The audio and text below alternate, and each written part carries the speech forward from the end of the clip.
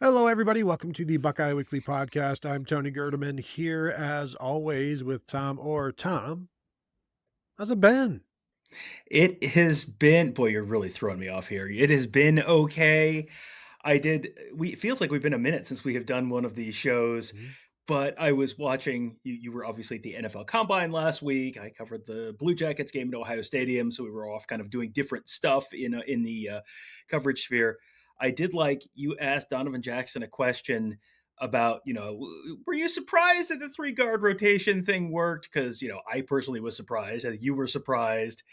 And I loved his answer. I actually put this on the morning show on Monday or Tuesday because he kind of hit you with a power pause. And I'm like, Mm. oh, you like that, Gerdeman? Huh? Huh? Shoes on the other foot now. You like that? Yeah, that was a good one. That was a good answer. And he just paused and he's like, "No." It's like, what a liar. And then he went on to talk about how like it seemed odd at the time in practice, but then it started working. He's like, just like I knew it would the whole time. And you can understand why Donovan Jackson was killing it at the interviews at the combine last week. So this week, today, this episode particularly, we're going to be talking about the Buckeyes on offense with most to gain or lose this spring. The next episode, we'll talk about defense.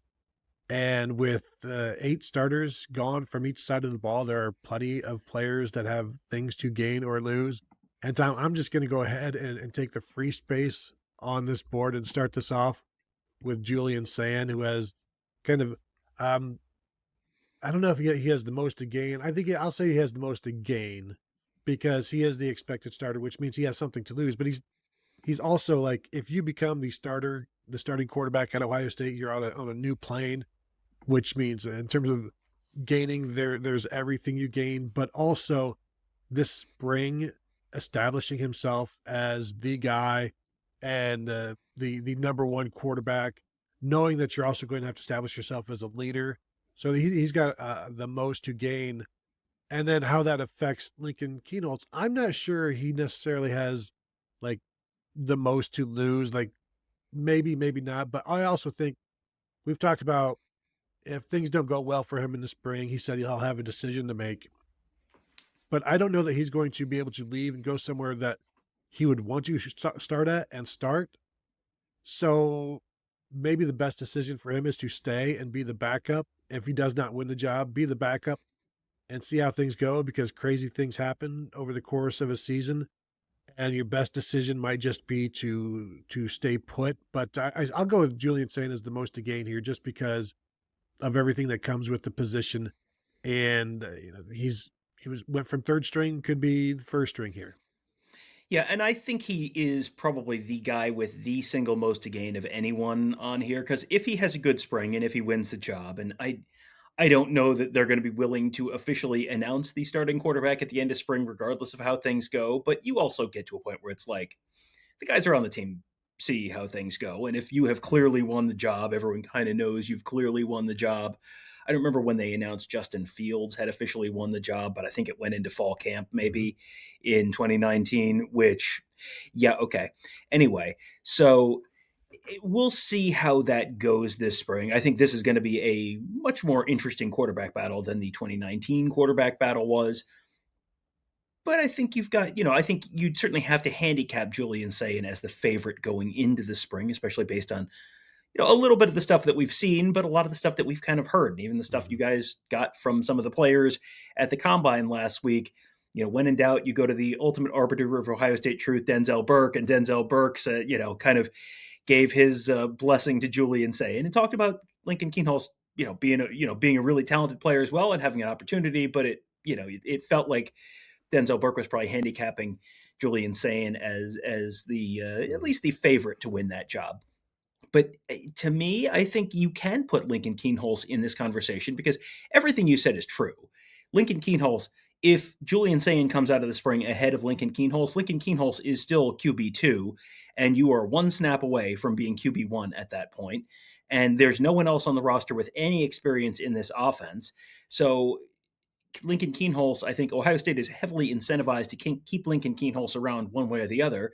And Lincoln Kienholz being one snap away at Ohio State is better than being pick another Big Ten school. You want to go to, you want to go to Iowa, or you want to go to Purdue, or you want to go somewhere like, somewhere else and try and win the starting job during the summer. Like, maybe you can, but are you not better off? Are you not probably going to have a little bit of a better season being QB2 at Ohio State? And then you see how it goes. And if Julian Sayin has a great season and you don't need to, end up taking over that starting job due to either quality of play or injury, then sure, then you can consider moving on after that and go through spring ball with whoever, wherever next year. But I do think all parties involved are probably pretty heavily incentivized to stay together. There's certainly more on the line for Lincoln Kienholz in that if you fall behind a guy who's younger than you, that makes it much harder.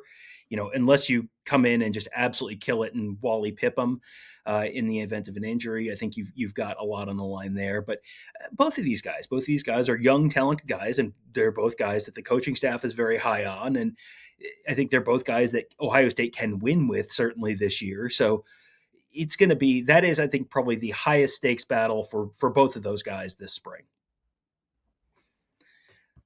So we're through two guys there.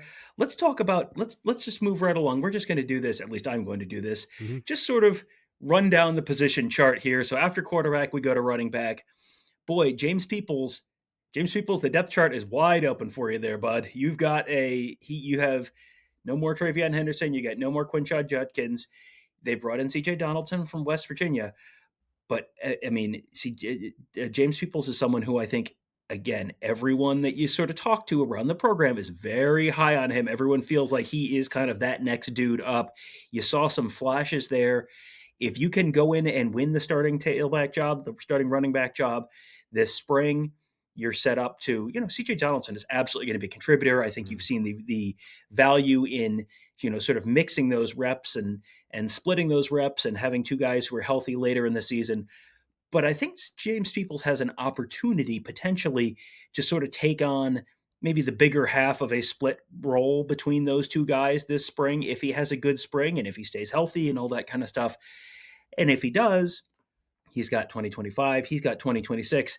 And if you're a 2-year starter at Ohio State, you're set up to, I mean, we're seeing with Travion Henderson and Quinshon Judkins, you're looking at a, day 1, day 2 pick in the NFL draft. That's going to be, that sets you up pretty well for the future. But that all starts for him this spring, where he's kind of done what he needed to in year 1. Now starting year 2, now this is a chance to really go out there and win it. Yeah, and I like that one. And even if he doesn't win the job, he's still going to be one of the top 2. And we saw what happened last year with the top 2. It's like they're getting pretty even carries. So even if he's the backup, I wouldn't even call him the backup, just call him the co-starter, in which case he'd be the co-starter anyway. But you're talking, 8 to 15 carries a game, and I expect him to do very well with those. And Travion Henderson mentioned that that James Peoples is similar to J.K. Dobbins. And yes, I know they're both from Texas, and people have made this comparison, I think, a lot because of the Texas thing. But I'm not sure that Travion Henderson know that they were both from Texas. He's making this comp based on stature and ability. And I just have written about him twice in the last week, James Peoples. And so I think everybody knows how we feel about him on the show, and he should be in for a big season. On the other side of the thing, Tom, in terms of players who have the most to lose, I'm going to go with Sam Williams-Dixon, who had 1 foot out the door, or I guess 2 feet out the door, was in the portal at the end of the season, has come back, but he's been behind James Peoples since, I don't know, like maybe the first 2 weeks of spring ball last year. So that's where he's starting from now as one of 3 scholarship running backs that have experience. However, he's got 3 true freshmen running backs enrolling as well. So in terms of the most to lose, like, he's got to stay ahead of those guys. And if any of those young guys, any of those Bo Jackson, Turbo Rodgers, Isaiah West, any of those guys pass him, then now you are 4th in line, which is what he was last year. And that wasn't good enough for him. By the end of the season, he went and was like, well, I'm going to go find something better. Comes back. So he cannot afford to get passed by a freshman this spring. He needs to stay ahead of them, well ahead of them, in fact, and establish himself as the third man in that running back room this spring as soon as he can. Yeah, he's in that weird spot where he's chasing the 2 guys ahead of him, but he's getting chased by the 3 guys behind him. And if you catch one of the first 2 guys, oh boy, you're set up for a much bigger season. And if you get caught by one or two more of the guys behind you, then you're kind of buried on the depth chart, especially behind guys who are younger than you. And that's kind of the conversation where we start looking at, okay, what's your future here? Where's your role on this team moving forward? Because if you've got younger guys ahead of you, that typically sort of narrows down your path to the playing field. So yeah, this is for him potentially an enormous spring. And he's someone who, as you said, he left and then came back, and we saw that work for Bryson Rodgers last year, where he left and came back and sort of gotten himself on the field for some kind of a role during the course of the season. You saw him out there in some key moments. He didn't have enormous stats, but Tony, let's just transition to Bryson Rodgers, because he was on my list this spring, because he's someone who you've got Jeremiah Smith, you've got Carnell Tate, you've got Brandon Inniss. It feels like those are probably the 3 leaders in terms of being in line for a starting position. Bryson Rodgers is probably the 4th guy right now in that 4th receiver spot, and that 4th receiver tends to get a lot of playing time. But Bryson Rodgers is sort of in that same position as well, where he's getting chased a little bit by, Mylan Graham, and maybe we'll talk about Mylan Graham in a little bit as well. But he's this is the year where Bryson Rodgers has been at Ohio State now this will be his 3rd year, going into his 3rd season. And that's typically when, it's kind of a fish or cut bait point in your career, where either you're getting to the point where, okay, now you are getting on the field more and you're earning more playing time, or you're getting passed by guys who are younger than you. And then you're kind of, and then that, like I said, with Sam Williams-Dixon, that path to the playing field gets narrowed a little bit. And so this feels like a season where, and a spring, especially for Bryson Rodgers, where this is a big opportunity for him. He has the advantage in terms of experience. He's played a little bit now. He's played a little bit more than he did in previous years. But this is the time you got to do that, because here's the thing about playing in a Brian Hartline wide receiver room. You're going to get a lot of good coaching. There are going to be a lot of passes that are going to be thrown to someone in that room, but the level of play required to get on the field is extremely high. And while you're probably improving, there's a new class of talented young true freshmen coming in this year who are just like Sam Williams-Dixon. They're going to be guys sort of chasing you as you're chasing the guys ahead of you. And you've got to stay ahead of the younger guys as you also try and catch up with the guys who are sort of ahead of you on the depth chart right now. It is interesting because for about the first 9 or 10 games of the season, Bryson Rodgers and Brandon Inniss played about the same number of snaps over the course of those 9 or 10 games. And then Inniss got more snaps following that. And I do wonder do they keep, Bryson Rodgers, does he stay in the slot? Is he the quote unquote backup to Brandon Inniss, the next guy in type of thing? Because there's a role there as that guy. But also Jeremiah Smith and Carnell Tate are going to be rolling into that slot as well. So he can't just be the slot receiver. And he's big enough and he's versatile enough and he knows enough at this point that he can do more things. So yeah, I think there is a lot to gain for him this year, just as there is with Mylan Graham, who is now in his redshirt freshman season, started to wasn't really rewarded with playing time, but in practice, they said that you could see that he had turned the corner and he was just a more consistent performer. And again, the arbiter of truth, Denzel Burke, mentioned Mylan Graham as somebody that to look out for this year, and somebody that he went after last year. And those two went at it quite a bit and talked quite a bit, and on the field talked as corners and receivers do. And he said it was all out of love because he's trying to get him better. And I think he has. So I don't know where, if Bryson Rodgers is a slot, Mylan Graham is not to the point where he's a slot. He's your backup Z, which is the backup to Carnell Tate, which, maybe you've got a top 5 now instead of just a top 4, which, they haven't had I guess they had a top 5 last year with Inniss and Rodgers, But can you get to the point where 4 and 5 can play consistent minutes and snaps into the postseason, because the numbers diminish as the season goes on. So I think Mylan Graham, who has all of the ability in the world, is another guy with a ton to gain this spring. I'm expecting some good things from him, some good things from Rodgers, because we don't need to see much from Jeremiah Smith and Carnell Tate. So those guys are going to be running with the 1s and 2s quite a bit this spring. Yeah, I think Mylan Graham might be the guy who I'm looking at as the potential, holy smokes, who is that guy kind of person this spring, because the physical talent is there. And as you said, you sort of have heard a little bit about him from some of the other players in terms of like, yeah, it's in there. It's starting to, he's starting to turn the corner. The light's starting to come on, whatever analogy you want to use there. He's someone who I feel like his 2024 season would have looked a lot different if he came in January versus June. That feels like that's a big part of his story in terms of why did he not play a bigger role last fall? He really was about 6 months behind, probably. Well, now you've got, you're getting to the point where now you've been there. The light has started to come on a little bit. You're starting to get a bigger role, potentially a bigger role in the offense.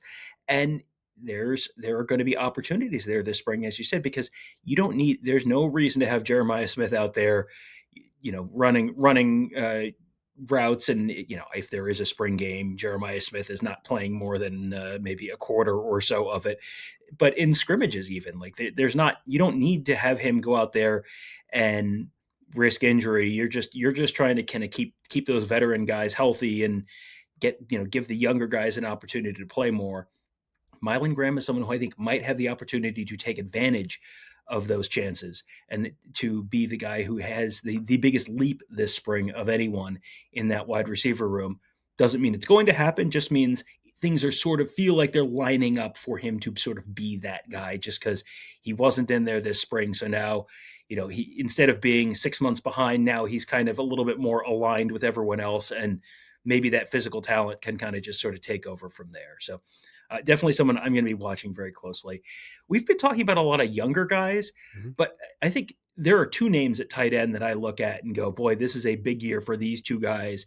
Jelani Christian in his 3rd year, Jelani Thurman, in his 3rd year, Bennett Christian in his 4th year. Those are 2 guys, like the 3rd year is, when you look at guys in their 3rd year, that's where I generally look at this list. And it's like, you go through the guys who are going to be juniors on this team. I'm just going to go through the sophomores on last year's roster, the whole team. And it's 3 different classes of guys who are starters, who have really earned a role, guys who are in this kind of conversation, and then guys who have already transferred. And it's Caleb Downs, starter. Lincoln Kienholz in this conversation. Malik Hartford, he'll be in that conversation. Brandon Innes, he's kind of earned a bigger role. Bryson Rodgers in this conversation. Jelani Thurman in this conversation. Carnell Tate earned a starting role. Arvell Reese probably in the starting role kind of thing. Jaden Bonsu transferred. Calvin Simpson-Hunt transferred. Jermaine Matthews basically earned a starting role. Joe McGuire, starting role. Luke Montgomery, probably a starting role. Joshua Mickens, Will Smith, Josh Padilla. Those are guys who are in this conversation. Austin Sierveld, starting role. Miles Walker transferred. Jason Moore, we're going to talk about him on the next show. Caden McDonald probably in that starting role. Those are the guys who are going into their 3rd year. And it's like, this is sort of one of those real milepost moments where it's like, you do it, you've done it, you're in that spot, you're very clearly on the path to doing it, or you're at a decision point. That's kind of where that 3rd spring is where that sort of decision point happens for a lot of guys. And a lot of the guys who transferred, who I mentioned, were guys who were finishing up their 2nd season, and it was pretty clearly not going to happen. So they didn't need another spring to sort of see where things stood. So that's where I feel like that's sort of where Jelani Thurman is, where Jelani Thurman has he's come on. He's played a role. He's had some big moments at Ohio State. He had that 4th down catch against Penn State, for example. Like, that was an enormous play in an enormous game. But he just has not stayed on the field consistently. Bennett Christian felt like he was kind of taking on a bigger role last year. He's a 4th-year guy. He had sort of a lost year in there with the suspension. So he's kind of a little bit of a 3rd-year player in his own way. But those 2 guys both feel like, okay, is this going to happen or not? Because You have Will Kazmarek coming back. Will Kazmarek did a great job. He's pretty clearly a starter. You brought in Max Clare, the top tight end prospect in the transfer portal.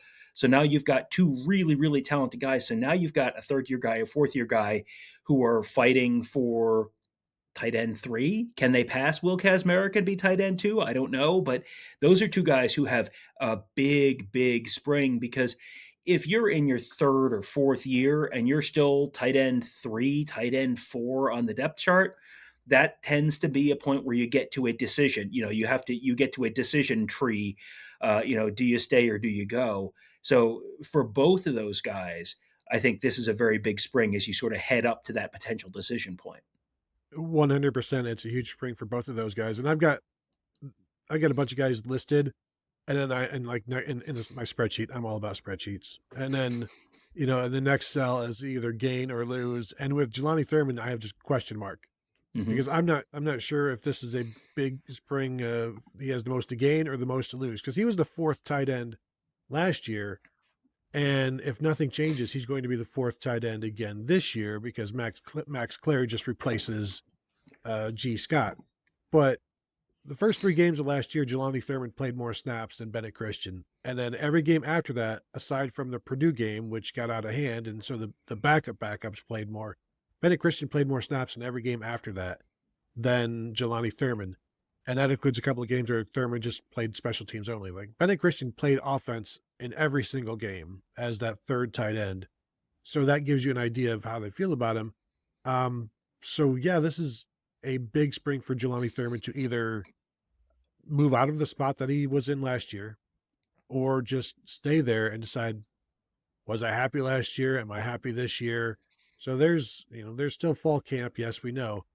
But for Jelani Thurman, it's either get busy living or get busy dying, Andy Dufresne, something like that. And this spring, he might have to, dig his way through, 500 yards of excrement. I don't know. Not quite, but you get the idea. It's a big spring for him. So, yeah. It's definitely a big spring for both of those guys, just because, again, you have some talented young guys on that roster who are, not necessarily, we didn't see anything out of Max LeBlanc last year. And then you've got a couple talented true freshmen in Brody Lennon and Nate Roberts, who they're not going to be pushing you this year, but next spring they're going to be pushing you. So you've got to create some separation there between you and those guys right now. And you've got to, continue to grow, continue to develop, where, we saw last year Will Kazmarek broke his arm in the Oregon game. And so there were more snaps available for the young backup tight ends. If you have an injury, the door is open for those guys to potentially take on a bigger role, but you've got to have a big spring in order to be the guy who's in position to capitalize on that. Keenan Bailey's going to play as many guys as he can. We saw that this past year where he was playing 5 guys throughout the course of the season. So the proof is there. Tom, can I give you an offensive lineman? You sure can. I'm going to go with redshirt freshman Ian Moore, has the most to gain in this. Played right tackle, eventually became the backup right tackle for the Buckeyes. Probably went to the portal to bring in Phillip Daniels from Minnesota State, or from Minnesota, to contend for that right tackle job. Tell me if I'm crazy. I don't expect Phillip Daniels to just come in and be the number 1 right tackle in spring. They usually make those guys come up from the bottom. Josh Simmons had to. So I think this is a spring where you could see Ian Moore as your number 1 right tackle, and then compete with Phillip Daniels throughout the course. And so this could be a situation where, he just never gives up the job. And we all have heard all good things about him. A couple of his former teammates were talking about him at the combine, saying, don't forget about this guy. And we've talked about him for a while now. Just the fact that, sure, there were some injuries on the left side of the tackle line last year for the Buckeyes, but he came in early and he was just solid and wasn't just buried with the threes, and eventually became the backup right tackle, like I said. So he starts with some experience this spring, albeit not a ton of experience, but in a relative sense. I'm just looking real quick to see. He played in 4 games. He got his 4 games, 31 snaps on offense, but this is not a deep tackle group. So I think this is a huge opportunity for him to start to solidify himself as that right tackle before the true final battle in fall camp begins with I assume, Philip Daniels. Yeah, I have two offensive linemen written down here, and you have said both of their names already. It's Ian Moore and it's Philip Daniels, because it feels like the center position, the guard position, the left tackle position. I mean, it feels like you have kind of a pretty good sense that it's going to be, those four spots are going to be from this group of guys, and it's going to be like six guys, and they've all been sort of proven at one level or another. And, only on with the left tackle from Rice, it feels like he's going to be the guy there probably. And then center and guards, you've got the grab bag of people who were there from last year. And so it's going to be those guys, and they've all sort of proven themselves that they can play at a high enough level to really be ready to contribute this year. So, yeah, I think that right tackle position is the most intriguing battle this spring on the offensive line. There's lots of, there's lots of interesting stuff in terms of how the other stuff will shake out, but I'm with you. I think Ian Moore comes in as the number one guy. You've seen them sort of treat him like that. He was with the twos in the Tennessee game during the playoff. He came in there, and that was, George Fitzpatrick ended up transferring. He had been sort of with those twos. I think Ian Moore maybe kind of beat him out, and that probably drove that decision from George Fitzpatrick to transfer. But you've sort of seen enough from Ian Moore now that if you're a true freshman and you're sort of pushing for playing time on an offensive line, that is not the norm. That is very much out of the ordinary. So for him to be in that conversation already towards the end of last season is that's a pretty big marker for me that, like, hey, watch this space. This might be something, this might be a guy who's ready to contribute earlier than you would typically assume. And Philip Daniels, he was a redshirt freshman last year with Minnesota, played a bunch at right tackle, some good, some bad, which is what you would expect from a redshirt freshman right tackle. Like that's what you're getting, but you have a couple good options there. But yeah, where does this thing start? I'm with you. I think Ian Moore may be with the ones at right tackle to start the spring. And then as we watch stuff through the course of the spring, how does that order change? Because boy, that's always one of the most interesting parts of watching spring ball is you watch that first week and it's like, okay, here's where guys are. When we're back 2 weeks later, where are guys now? When you're back at the end of spring, where are guys now? How has that picture continued to change throughout the course of the spring? Because I could see Ian Moore starting with the job, continuing through spring camp with the job, ending the spring with the job, taking the job into fall camp and, just never letting go of the job. Or you could see Daniels having the advantage of being an extra year of experience and a full year of starting already, with that being something that ends up kind of vaulting him over Ian Moore to win that starting right tackle job. But yeah, either one of those guys, if you're a third-year player and you're the starting right tackle on Ohio State, or you're a second-year player and you're starting right tackle on Ohio State, that feels like it's going to be hard for someone to unseat you at that point once you're the starter, if you're the clear-cut starter. So yeah, that all starts this spring in terms of where are those guys starting the spring and where are those guys finishing the spring. There are some parallels to Luke Montgomery, who as a true freshman proved himself that he could be used, whether it's the Bryson package or he was basically the sixth offensive lineman. He had the sixth most snaps in 2023, but it did not lead to anything for the majority of this past season. He started the spring as the number one right guard last year. And by August, September, he was the fifth guard on the team. And so you've got to keep building. But also by the end of the season, he was the starting left guard on a national championship team. So it's a really bizarre season for Luke Montgomery, but also shows that a true sophomore can come in and win a job. They just need to be consistent and in practice and in games. And Tom, I'll give you one more offensive lineman. About Deontay Armstrong, because this team needs a backup left tackle. And if we're assuming Ethan Anianwa is the starting left tackle, who is the backup? And there aren't a lot of options. There aren't simply a lot of tackles on this team. This is an opportunity for Deontay Armstrong to show that not only am I the most experienced option, he didn't play in a game last year, okay, but he's now been here for a full year. But this is a big spring for him to show that I can be the backup, especially if there are two potential left tackles in this 2025 class that could challenge him and try to move past him. So I think this is also a big spring for Deontay Armstrong and really any of these redshirt freshman offensive linemen, but him particularly because I don't know what the situation is at left tackle because nobody knows what the situation is at left tackle, which means there's an opportunity for him to be the situation at left tackle, at least a backup spot.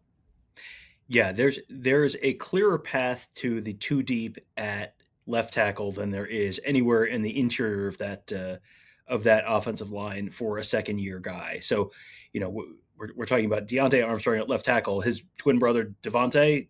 That's like you got a whole traffic jam in front of you at the guard spot. So, that's where this is an opportunity. There is an open spot there. That even if you assume that Oniana was going to win that starting job at left tackle, there is that backup spot there because Josh Simmons is gone to the NFL. Josh Fryer is gone to the NFL.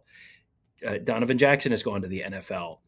Zen Mahalski has gone to the transfer portal. George Fitzpatrick has gone to the transfer portal. Those are probably the 5 top tackles off of last year's team, probably all gone. Miles Walker is gone. He was, more of a depth guy, but those are 6 tackles that are gone, and they brought in 2 from the transfer portal. So that's a lot of opportunity there. And, could you see them, we haven't talked about Josh Padilla yet. And I think Josh Padilla is another name you could put in this conversation in terms of being probably the backup center, assuming you're keeping Carson Hintzman as your starting center, and you give him another year to grow and develop, and that would not be a bad thing. But, depending on how things shake out at the tackle positions, we have certainly had the Luke Montgomery at tackle conversation in the past. We've certainly had the Tegra Shabola tackle conversation in the past, the Austin Searveld at tackle conversation in the past. Like, it's possible that the best 5 involves one of those guys at one of the tackle spots. I think they would probably prefer to keep things with, the 4 guys we've been talking about as tackles being the tackles, but, they are looking for their best 5, as we say every year, and it's possible that the best 5 ends up being one of those other guys, but they'll probably do some mixing and matching. Got to remember, this is a whole new offensive line coaching staff too. So, these guys, when we talk to them, they're going to say, well, we didn't want to come in with any preconceived notions. So we're probably going to see some shuffling around this year because it's not Justin Fry who's seen these guys for multiple years and going, yeah, I like this guy here, I don't like this guy here, whatever it is. Coaches always talk about wanting to come in without any preconceived notions. So I'm expecting a good bit of shuffling, but I'm also with you in that when the shuffling is done, I think that backup, the 2 deep spots on the left tackle side of things are probably about as open as anywhere on this offensive line depth chart. So yeah, I think Deontay Armstrong's a good shout as well. So there you go. The offensive players on the Ohio State team with the most to gain or lose this spring. Spring ball starts March 17th on a Monday. Tom, I was looking at the weather, looking to be about, 38, 42, a little overcast. Maybe we'll get practice inside. We'll see. That way it's much easier to see everything, but we'll probably end up being like 47 and like, let's just go outside. And then we won't be able to see as much as we like. That is assuming, of course, that we are allowed in, which I'm just going to go ahead and put out there. It's happened in the past. Mm-hmm. Why not keep it going? Just, hey, don't change anything. Well, change some things that happened last year, but name one thing. So there you go. We will have the defensive side of the ball on the next show, unless something breaking occurs, in which case that will be the next show. But if you're watching on YouTube, please go ahead and hit the thumbs up. We would appreciate that. Subscribe to the channel if you've not yet done so. And of course, hit the bell to be notified. And as always, please find us at BuckeyeHuddle.com. First month, just $4.99. We are talking about spring. We're talking about what we heard at the NFL Combine and talking about so much more. So thank you all for tuning in, and we will talk to you guys later.